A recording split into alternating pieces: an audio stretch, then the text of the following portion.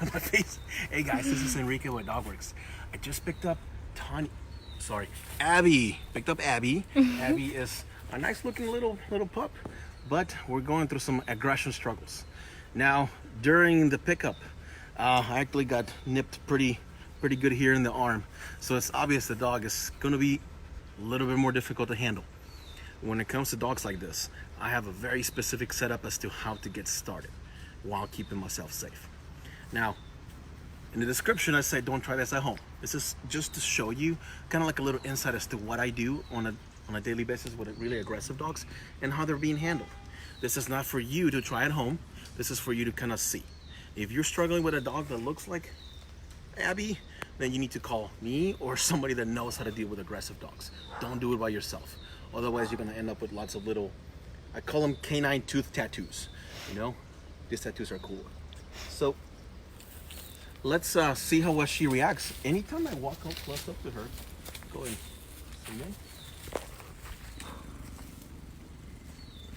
Yeah, you see that, and that aggression's there. And if I back up a little. Now this is not to do anything bad to the dog. This is just me pretending to grab the leash to keep my arm safe. I don't want to get bit. I don't think anybody wants to get bit.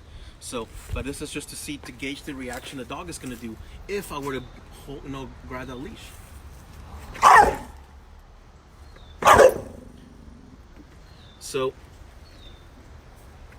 So obviously, if that was my hand, that would be like less hand. So I want to make sure that I keep myself safe and at the same time not make her so stressed out.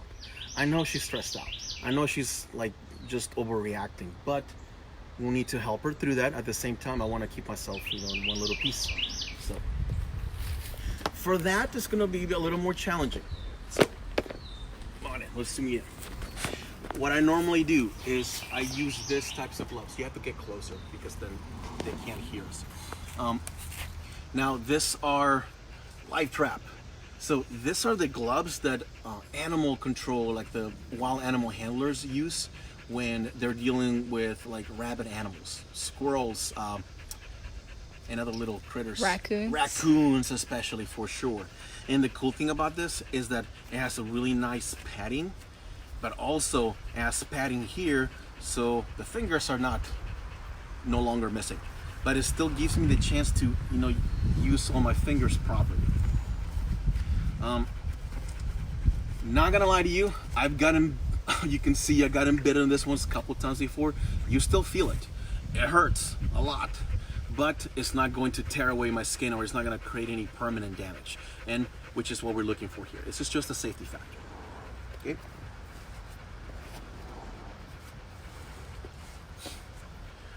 Let's zoom in back to her to see what's there. Now notice how she is, her position. Look how she is. I'm gonna point out a couple things. Her front legs are spread out.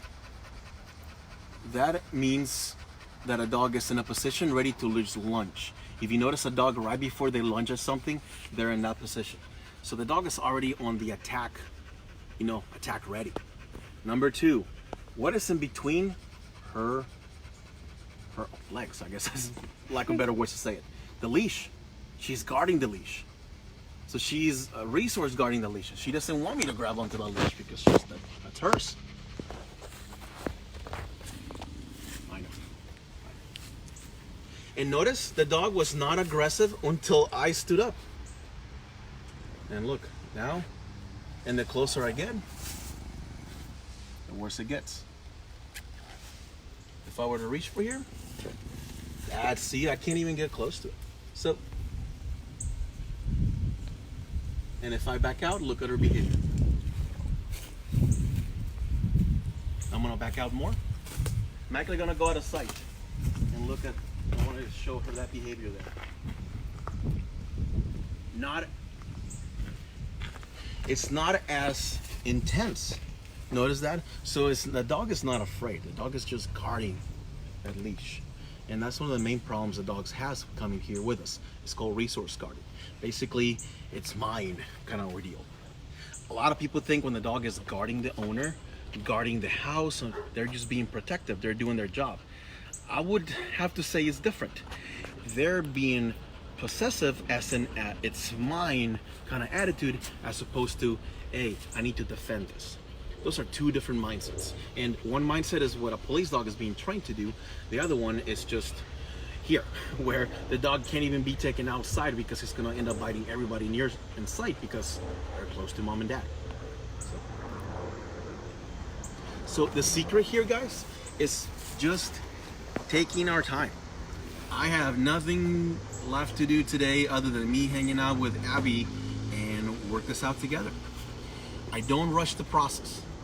You can't rush the process because the dog is going to become more stressed out and I'm going to lose trust on her eyes. This is the first interaction that I have with her one-on-one. So I want to make sure that it's one, fair, calm, and memorable in a good step, not in a, wild, wild west kind of ordeal. So the secret here is, I'm gonna show you here. All right, Abby, you can't, I know. So I'm gonna point out this leash right here. I had the owners put the leash on the dog before I even touched the dog. This is called a slip lead.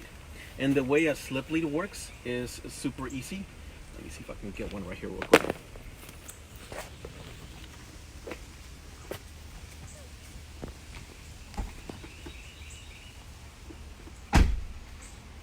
Oh, come on, I don't see one.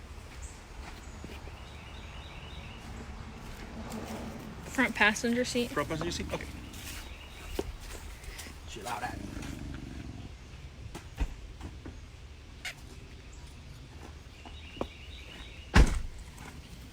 Way to pay you the big bucks, Ansley. Something like that. Yeah. Okay, so a slip lead. This is something similar to a slip lead. Imagine a rope leash, just like that, but it opens up like this and it closes. This is super useful because when the dog is pulling, look what they're doing. It's getting tighter, which means it's not gonna slip away. That's what they call a slip lead, unslip. But imagine if I had it clipped onto the flat buckle collar and she somehow managed to slip out of that collar. It would be a bad day for me and everybody around. We didn't want that. So we had the owner use a slip lead. And then the slip lead was clipped on here. If you can tell, kind of go and zoom in there. Watch out, just careful. You see how it's clipped in here? And this is clipped down to the vehicle. That way, no matter what happens, let's say, gosh forbid, an accident happened, I know that I'm not gonna, lose control of the dog. Also, I'm driving up front. I don't want somebody to nibble the back of my head. So that's gonna keep the dog at least in a position where everybody's safe. That's first thing number one. Now that we're here at the house, well, it's time to go chill out of the kennel, right? We can't do that unless we get her out. This is the step that I follow. And again, it's gonna be time consuming, but I want you guys to kind of really absorb what it really takes to deal with aggressive dogs. A lot of people think that it's just, hey, give them a couple treats, a couple clicks, and they'll be happy. I wish that was the case. It's just not the case. We already dealing with a lot of emotional baggage, for lack of better words. A human that has a lot of emotional baggage is not going to function in society the same thing as a healthy adult would. And this is the same concept here. So I'm just gonna take it easy.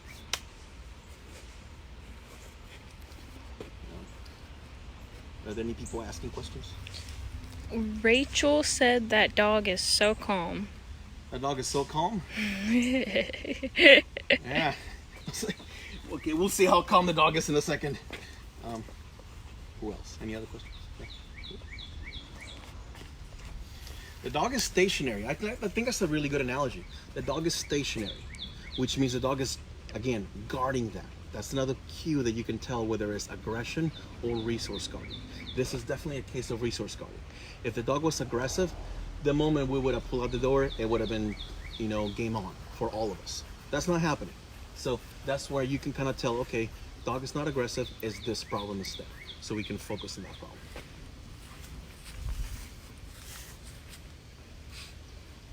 And here, what I'm doing is, can you see me and her at the same time? Mm-hmm. Okay. What I'm doing is, if you look, I'm looking straight ahead, but I'm using what I call my peripheral vision.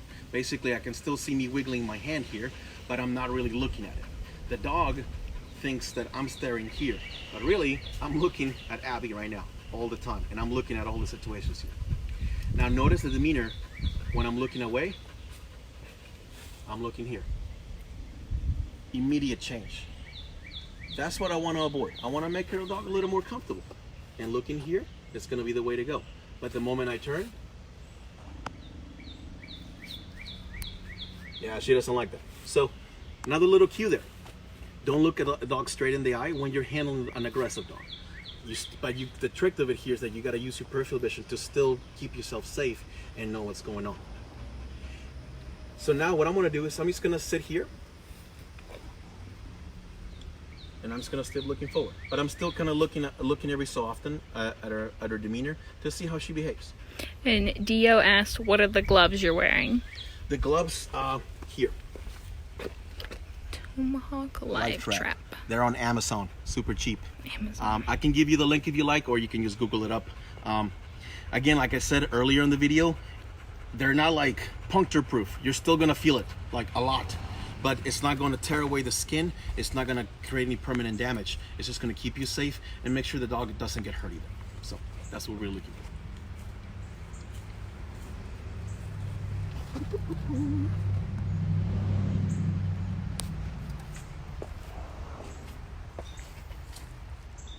I'm going to slowly grab the leash. Okay. Now there.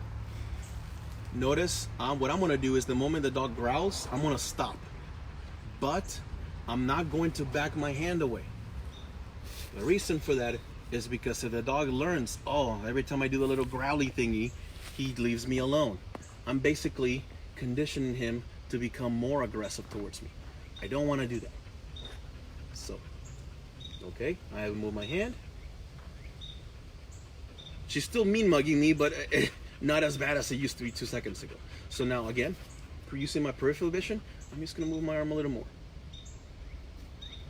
And I'm just going to stay right there.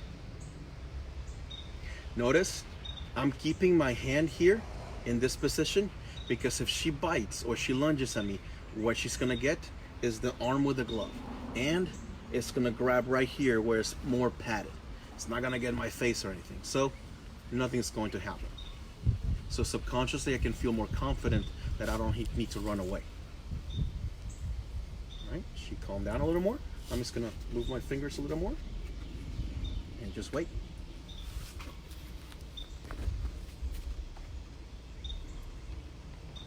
She's calming down now, so move it a little more. She's thinking about it a little bit. Okay.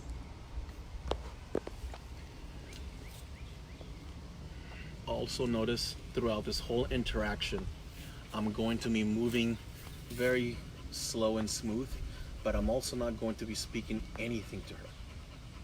If I wasn't filming this video, I would just be completely silent and just do the movements.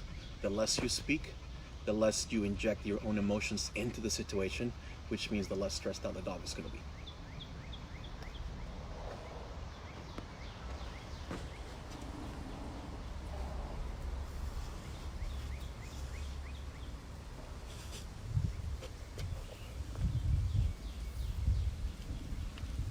Now notice I stood up and I put my hand here, again, protect my face.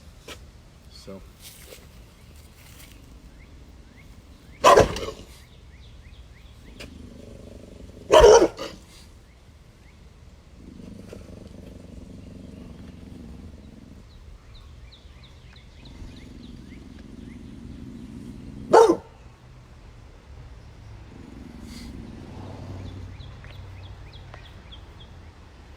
Notice I didn't react other than that little flinch that is, oops, but I stood my ground.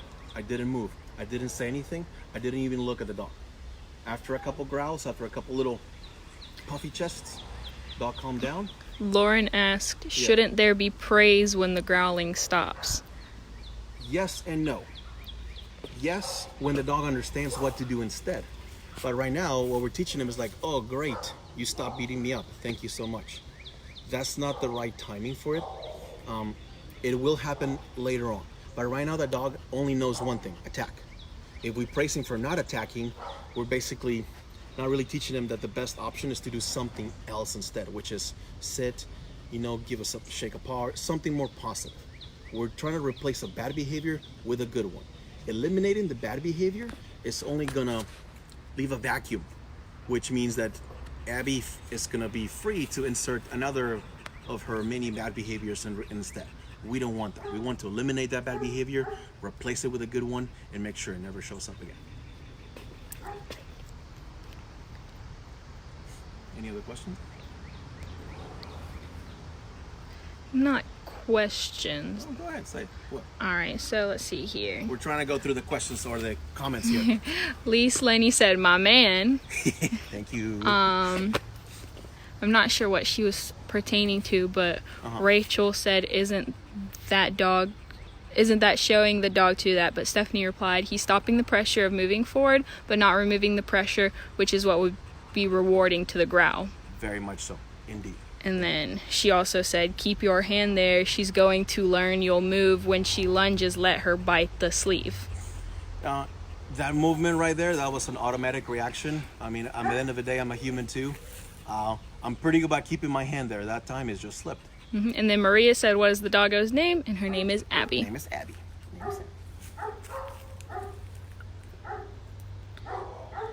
Also, your phone is at 9%. Oh man. Okay.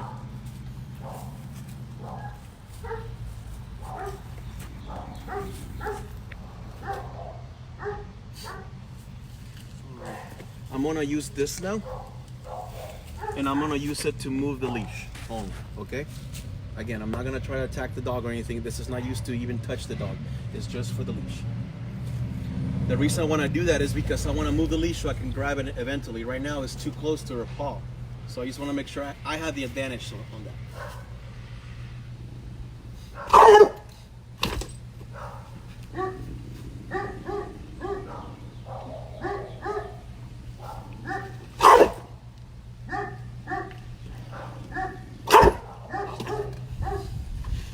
There it is. So, but notice the moment I had full control of the leash, what did she do?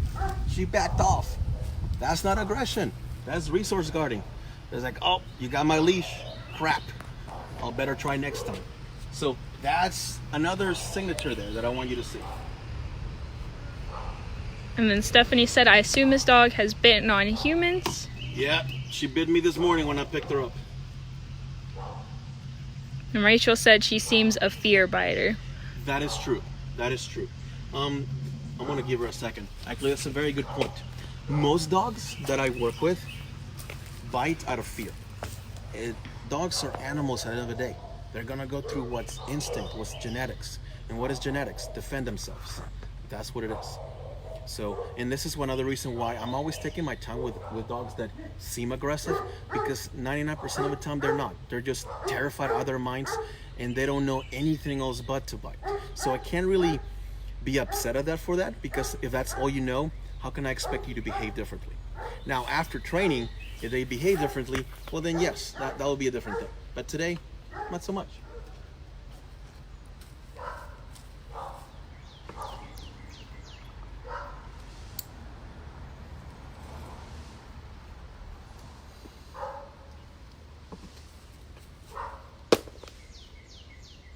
Now, on this here, I'm gonna place it on my wrist.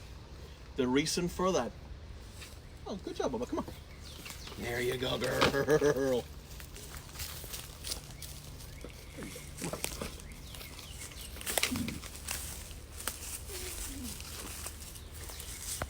And I'm just gonna give her some free motion. I'm not gonna control her where she goes. If she wants to sniff and move around, that's fine too. Right now, I'm just picking small battles. Her getting off on her own, that's a big battle. I'm good with that for today. We got nothing but time by training. Know what I mean?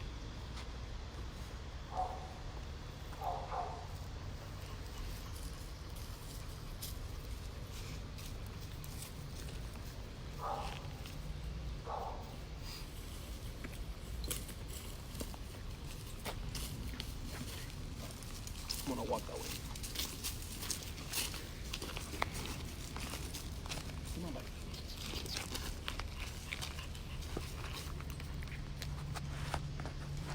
During this whole time, I'm only using very little leash pressure,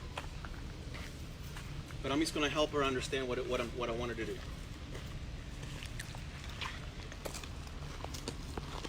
Lauren McCormick said, amazing progress just in a few minutes. Thank you so much.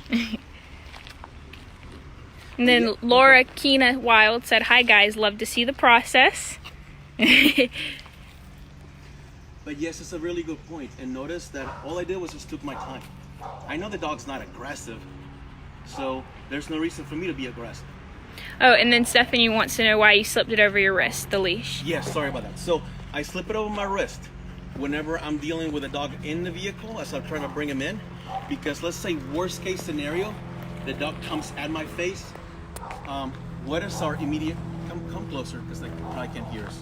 What is our immediate reaction to cover our face? You see how we may let go of the leash and that might become a real bad problem? Here, it's there. All you gotta do is move away and you still have control of the dog, okay? If a dog bites, for example, something crazy, dog might end up running away. We don't want that. So, this is right here. Allison said, love watching the change in her mood. Thank you.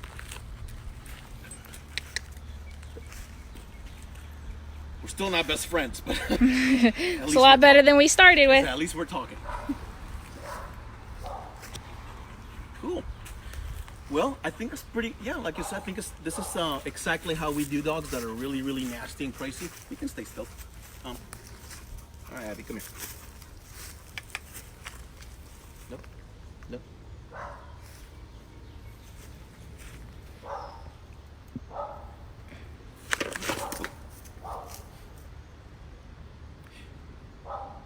What I did there, the dog came at me, turned around, ready to bite.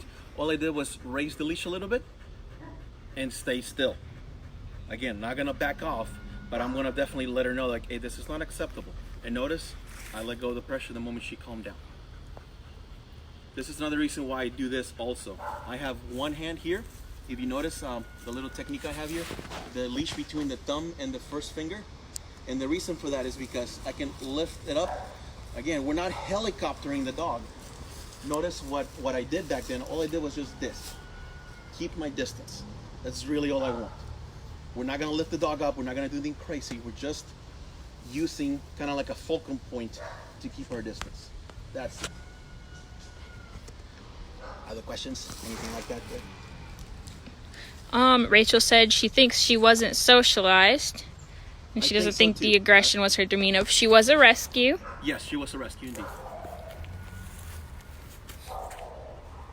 Well, guys, thank you so much for tuning in. I'm definitely going to start doing more of this Facebook Live videos with raw footage. Yeah, we got good views, good questions. Yeah, it's good views, good questions, and gets people to really open their eyes. You know, a lot of people think that, again, nothing against treats and tricks. I use them all the time. But with dogs like this, it's just not going to work. You're trying to cure cancer with a cough drop. It's just not enough. Mm-hmm. You got to think of outside the box. And stuff like this is the things that we have to do. Patience, timing, and lots of rubber protection. It's the name of the game. Mm-hmm. Sonia said she's a pretty girl. Can't wait to see her progress. One more question. Lauren said, how can you tell that she isn't relaxed yet? She seems relaxed. She's not at all. Now, turn towards, look at the tail. Okay. Oh, yep. The tail is tucked into tucked right under. That's another. That's a sign of. I wouldn't say exactly fear, but she's not very short. Another one is look how she's panting all over the place. We didn't go for a marathon. Mm-hmm. I'm not panting. That's stress. Notice, see, she's not really calm. Most dogs communicate with us in really subtle signals. You got to read those signals, because if you don't, you're going to end up with the dog here, you know. Mm-hmm. And by then we think, well, it just came out of nowhere. It didn't. The dog gave you tons of heads up. We just either, we didn't get a chance to see them, or we moved too quickly and we didn't give the dog a chance to give us those warnings. Alrighty. And Lauren said thanks, and Allison said can't wait to see the progress with my Sadie. Thanks, guys. Hey guys, thank you so much again. Stay tuned in. I got tons more videos on Facebook, so you make sure you check them out. Alrighty. See ya. Bye.